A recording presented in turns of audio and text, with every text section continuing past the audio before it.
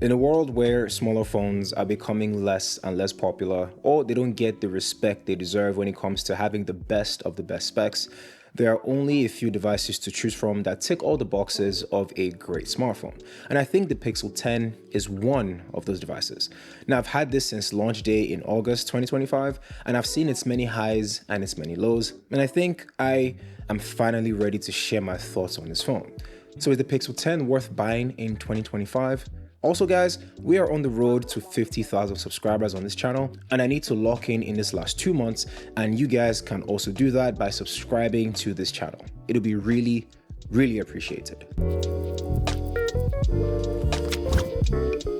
If you're looking for a compact phone that is also comfortable to hold, I think the Pixel 10 is up there with the best of the best.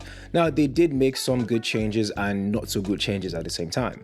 The flat display with the rounded corners is something more budget smartphones should be doing because it reduces hand fatigue and just makes this worthwhile using it on a daily basis. Smaller hands or not, your thumb can reach the four corners of the screen without any issues, and it weighs around 204 grams, making this very light but comfortable at the same time. However, I feel Google should have made the back of this phone a matte finish rather than a glossy one. It helps with fingerprint marks or the occasional smudges, but I might be nitpicking at this point. And when you consider more than half of the world puts a case on their phone, it might not really matter much, to be honest. At the bottom is a USB Type-C port and stereo speakers, which are some of the best at this price point. Now, there aren't a lot of things Google did wrong with this design. If I had to nitpick even more, I wish they reduced the bezels just a little bit, especially the chin, but as a whole, I think this design is very good. Now, the display is also one of the biggest upgrades this time compared to the Pixel 9. The brightness has been upgraded from 2700 nits to 3000 nits on the Pixel 10, and while the Pixel 9 was plenty bright when outside, even under direct sunlight, I think more isn't a bad thing. Also, they fixed the adaptive brightness. It instantly responds to darkness or extreme brightness from the sun, and it's pretty intuitive. Now, this again is nitpicking, but even though the Pixel 10 has a 120Hz refresh rate, it can still adjust itself from 120 to 0 based on the content being displayed. It's one of the few things Google can do to improve the base model on the Pixel 11. Ultimately, by 2025 standards, this display is pretty good and most won't run into any issues. Now, speaking of issues, with the Tensor G5, most people think you're going to get subpar performance. Let me be the first and probably the only one to tell you that is a lie, especially with Android 16 and Material 3 Expressive. We can talk all about Tensor and how it isn't great, but I actually give credit to Google for wanting to create their own ecosystem, their own chipset that makes this phone run the way they want it to run. Because I'm not gonna lie, if we're talking about scrolling, the animations, opening apps, amongst other things, it has been a very good experience with Tensor. RAM management works just fine as well, apps respond on time, and mobile game experience is also pretty good. Android 16 brought so many changes in the Pixel 10, especially with AI. You have Magic Queue, which is very nice to have, and now I travel a lot, and when I need to make changes to my flights or my hotel, it's just there to give me my information. Live translations, I have to admit, for one, I haven't really used it in a real life situation, but it is a game changer. But those are not the changes that improved my Pixel 10 experience. I'm talking about the little things in its performance. So for instance, the Pixel 9 would often kill apps that are opened on my phone but not in use, which is frustrating and embarrassing for a phone with about 16 gigs of RAM. But I haven't been experiencing that on the Pixel 10.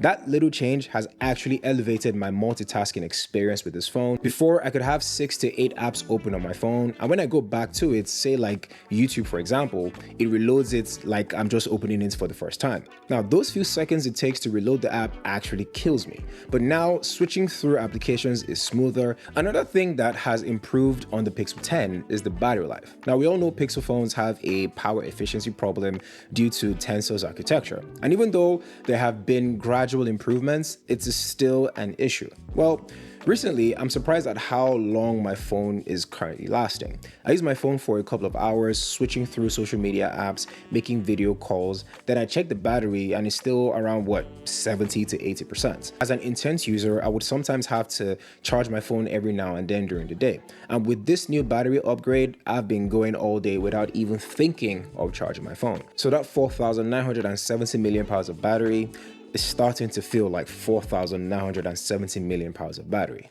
On the camera aspect of the Pixel 10, this one is sort of different. So for the first time, the base Pixel has 3 cameras: a 48 megapixel wide-angle lens, a 10.8 telephoto lens with 5x zoom, and a 30 megapixel ultra-wide lens. However, there is more that meets the eye. So the telephoto lens is a good addition. It allows for 20x super res zoom. However, it is a downgrade because this isn't the best lens that Google could have put on the Pixel 9. And if you then compare it to the Galaxy S25, there is a difference. But apart from that, this is a very solid camera.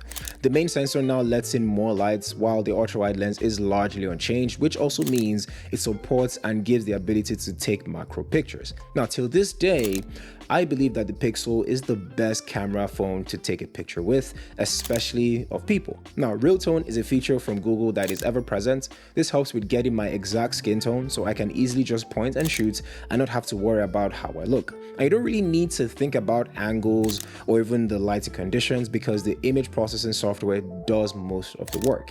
Now, even though sometimes it overcompensates by, sharpening some images a little too much, it is still pretty good. Now, the ultra-wide lens is also good and adds a bit more depth than last year.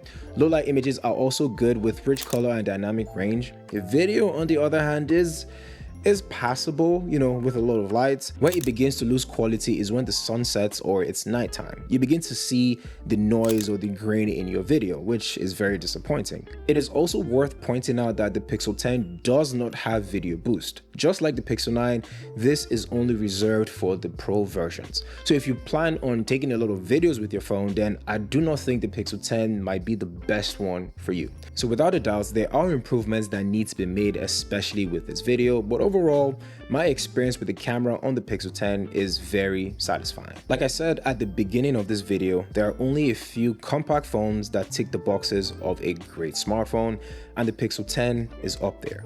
I really like this phone. However, if there's one thing that I would say is that the price is kind of iffy because the Pixel 9 is cheaper and largely the same phone with the same features. So you then think, why get the Pixel 10 when the Pixel 9 is cheaper?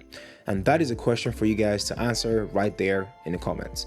Like this video, share and subscribe as we are on the road to 50,000 subscribers.